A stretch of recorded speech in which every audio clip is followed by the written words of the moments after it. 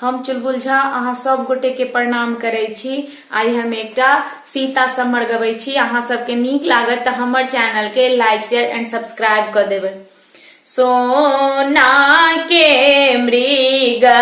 देखी सीता जी लोभाएला, मृग के आनी दिया बधल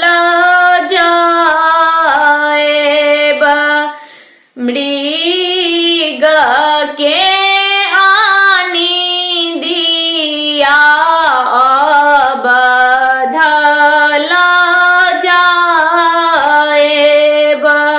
आगे आगे मृग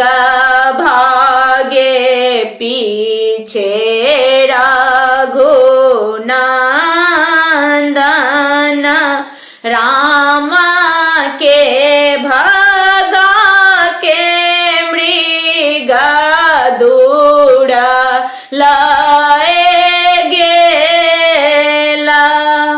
राम के भागा के मृग दूर लाए गेला,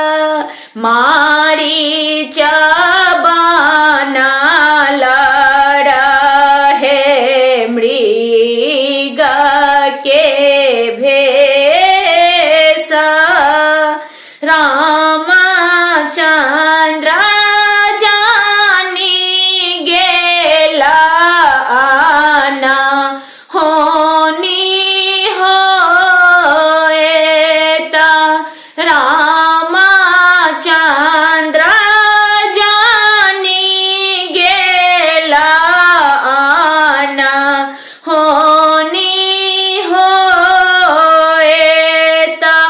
एक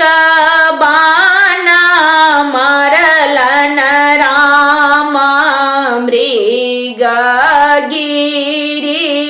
गेला, धरती पर गिरते मृग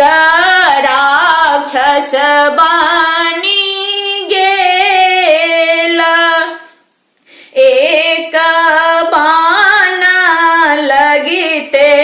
मृग राक्षस बनी गेला, हाय लक्ष्मण हाय राम पुकारल, राक्षस राम के लक्ष्मण के बाजला, मारीच के बोली सुनी सीता घबराला, रघुबर के देखा लागी लखन के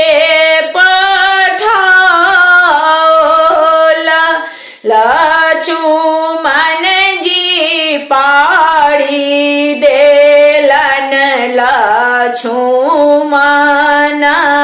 रेखा रेखा के पार नहीं जाए सीता, रेखा के